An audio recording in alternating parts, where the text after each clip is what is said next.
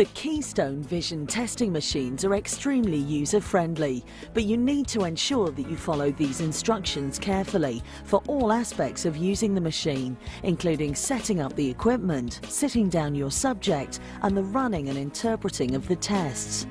If instructions are not properly followed, you will run the risk of breaking the machine or gaining inaccurate results. To set up the machine correctly, start by carefully lifting it out of its case and placing it on a table. Do not lift the machine out by the more delicate viewfinder, but rather by its metal sides.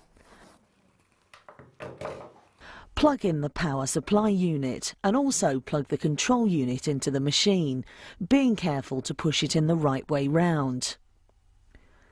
To open the machine out, release the magnetic catch and lift up the metal body. Now power on the machine. The LEDs on the control unit should come on, flicker and then stop at the first test, called Acuity Right, which we'll come onto in the testing section. The LEDs for far and day should also light up. The machine will also go through a rotational cycle whilst powering up. When sitting down the person you're testing, you first need to ensure that they're sitting on a chair at a comfortable height to the table.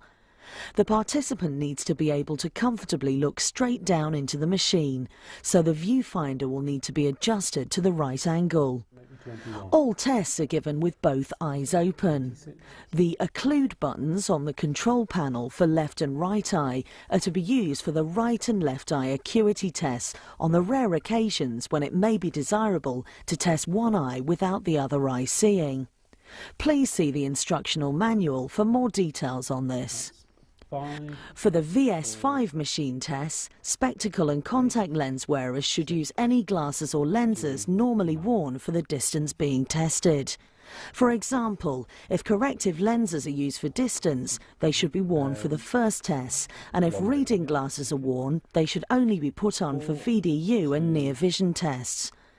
Keep any bifocals or multifocals on at all times and look through the appropriate part of the lens.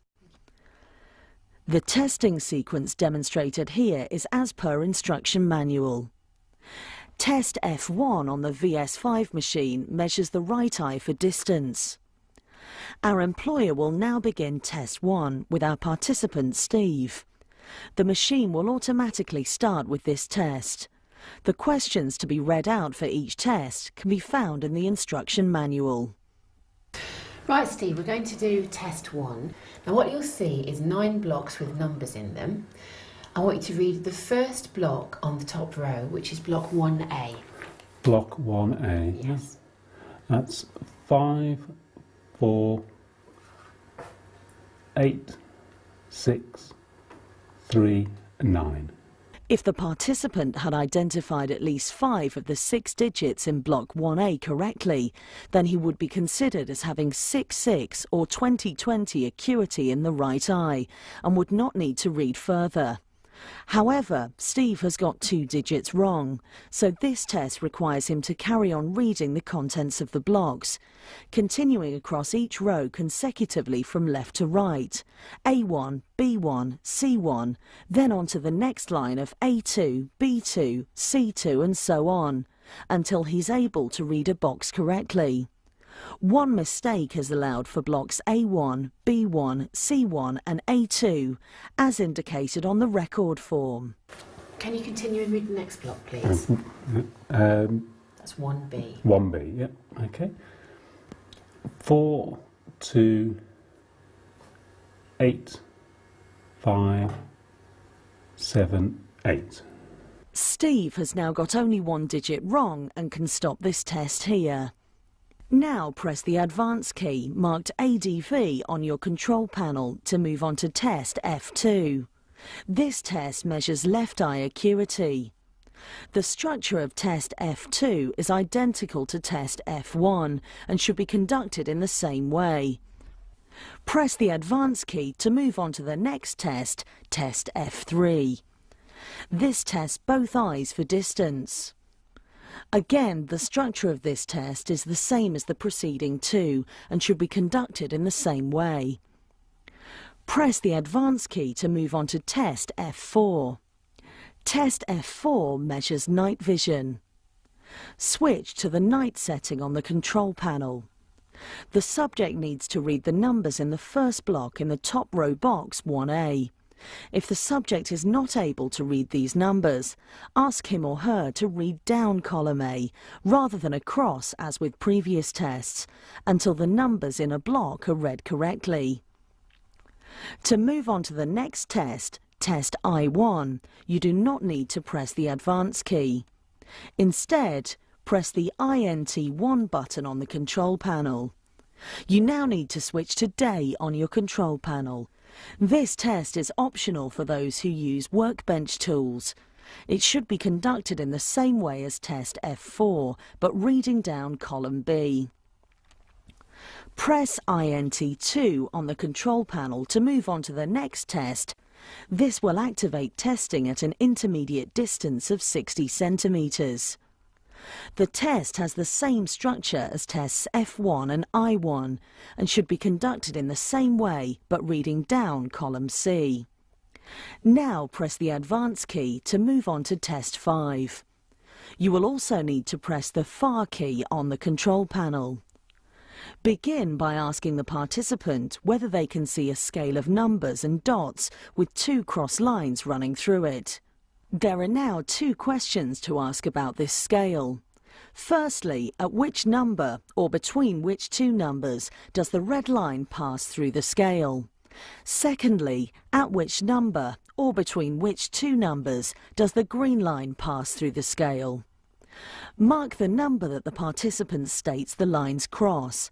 For the red line, some participants will perceive the line to move, in which case mark the span of numbers it crosses.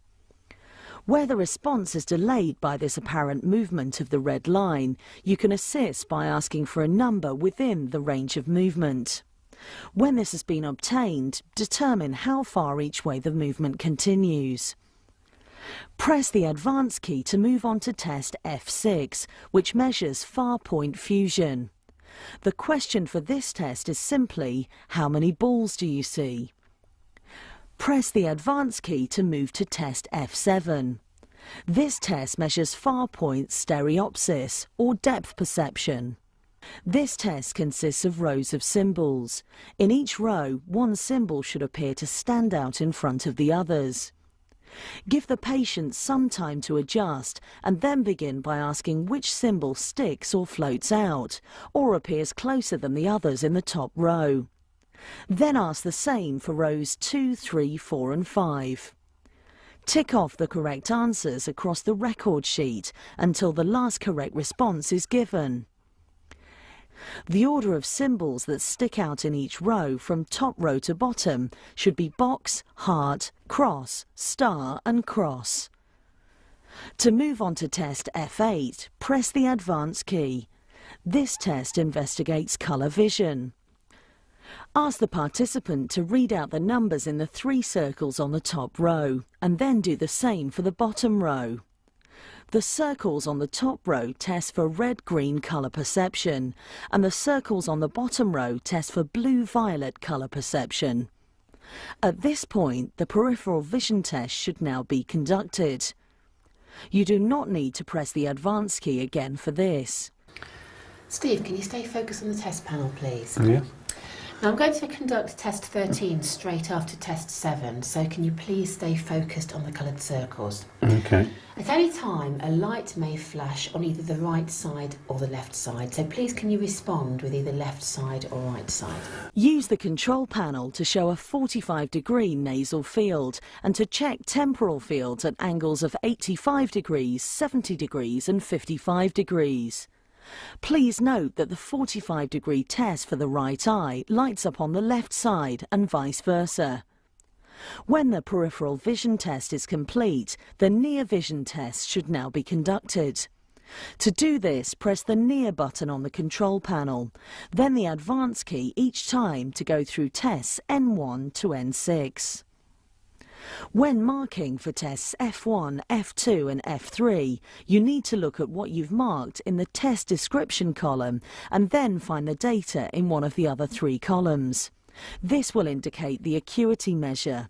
For example, if you've underlined 6 equals 5, 4, 7, 6, 3, 8 in column 1, the same answers can be found on the right-hand side as 6, 6 equals 5, 4, 7, 6, 3, 8. So the acuity measure here is 6, 6. For the rest of the tests, the record form is straightforward, but please note the following. For test F5, the expected answer for both lines is between 4 and 5. Please see the instruction manual for further details on this. For test F6, the correct response is 3 balls, but a satisfactory answer is 4 balls merging into 3. For test F8, correctly naming 4 out of 6 numbers in each row is the minimum acceptable answer. Even this could indicate some possible colour blindness. When interpreting the results of the VS-5 machine tests, refer for a full professional eye exam any subject who scores 1 or more tests in the unacceptable section of the record form, or who has a side field vision below 70 degrees on one or both sides. Please note that those failing the depth perception and/or the colour vision tests only need not be referred, but should be made aware of their deficiency.